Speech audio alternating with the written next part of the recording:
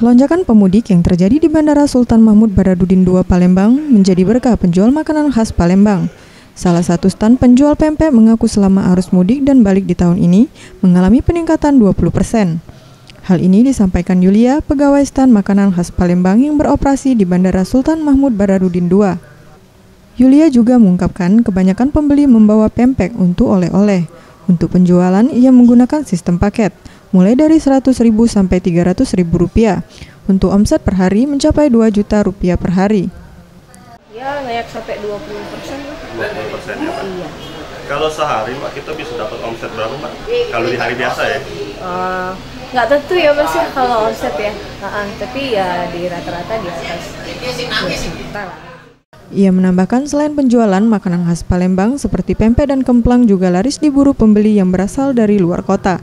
Tim Liputan Sriwijaya TV.